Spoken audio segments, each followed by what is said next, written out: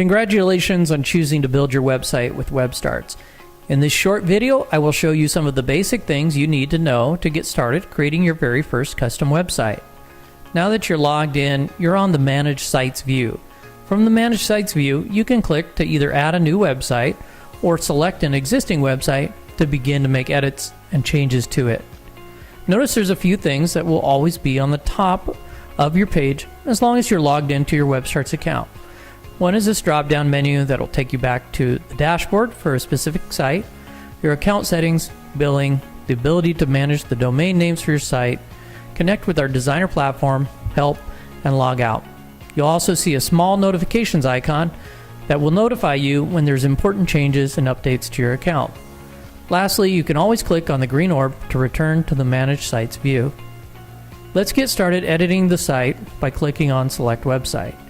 This is called the Dashboard view. The Dashboard view is where you can find everything specific to a website. For example, the link to my website, a button that will launch the editor where I can make changes to that website, a button where I can add a domain name, and I can even choose to upgrade my plan. Notice that there are also several apps that I can connect with a specific website, including Store, Blog, Analytics, and a lot more. We'll get into that a little bit later. But for now, let's click on Edit Site and let's load what we call the page editor. One of the nice things about WebStarts is everything is drag and drop and entirely customizable. That means you can select any element on your page and drag and drop it wherever you would like it to appear. If you'd like to change the contents of an element, all you need to do is double click on it. For example, you can replace this text with your own. Just like with text, you can double click on images, and then you can choose to either upload images from your local computer, find one using our image search feature, or find one from your Facebook account by connecting it. For this demo, I'm just going to link up a photo from our image library.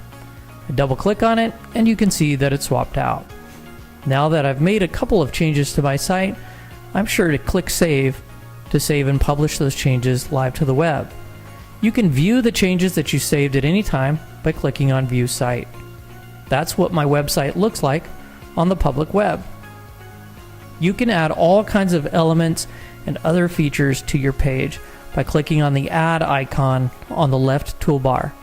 One of my favorite things to do is to add content blocks. It saves you time because you don't need to think of where to place every little element on your page. You can just drop in these pre-designed layouts and then customize them as you see fit. Your WebStarts page is divided into three main sections. The first section is the top, and it's called the header. The next section is the body, and this is where most of your content lives. And then down here at the bottom, you'll find another section that we call the footer. Notice that both the footer and the header, when selected, have this green outline. Anything that you place in the header or footer will appear in the exact same place on every single page of your website. We do this so that your users will have a great experience when navigating from page to page. So notice, for example, that my menu is located in my header. So when I view my website and I click on a page in the menu, it's in the same spot no matter which page I'm on. What a great experience. You can manage the page names that appear in the menu by clicking on the Pages icon. Here you can change those page names by clicking on the Settings cog and then renaming the pages. You can also do things like arrange the order in which they appear, and you can even create sub-pages by dragging your pages under other pages. Now I've got a little drop-down menu, for example.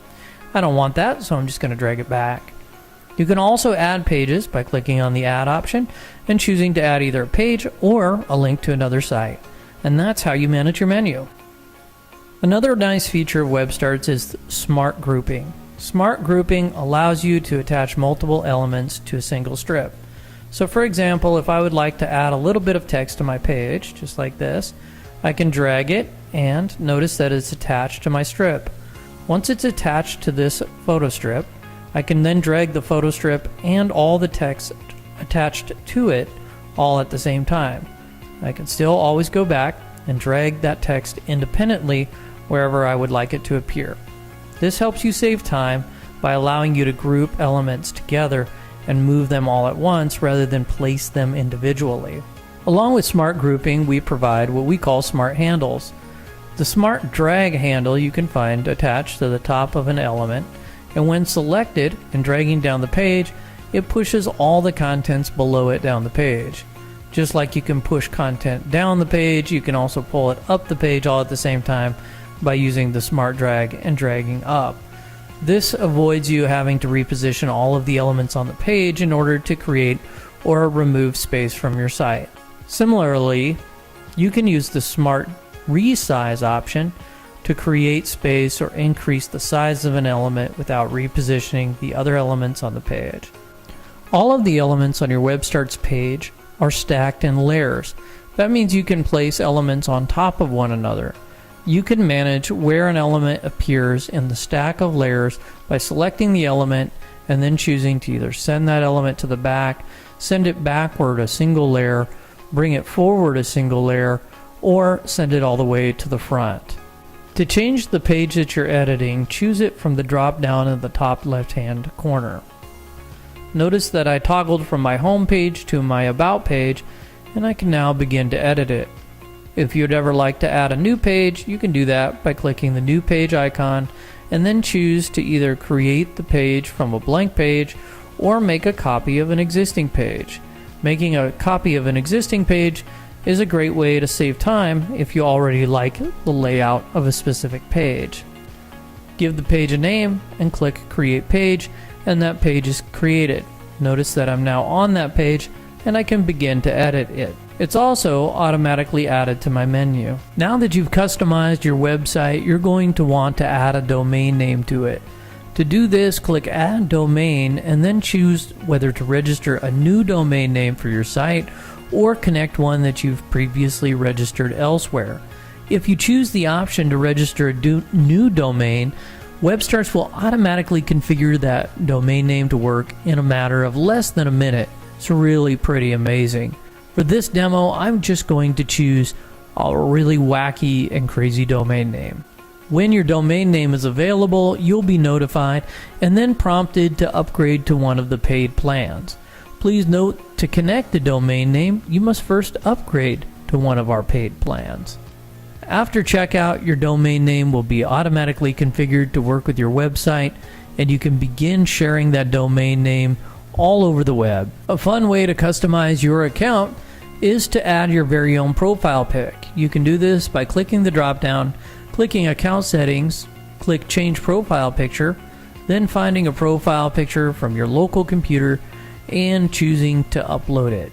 Once it's added, be sure to click on Update, and that's applied to your account. In this video, we touched on just a few of the many powerful features of WebStarts. If you ever get stuck, don't hesitate to send an email to support@webstarts.com and we'll be happy to help you. That's it for this video. Thanks for watching, and don't forget to visit webstarts.com to create your very own free website, online store, or blog.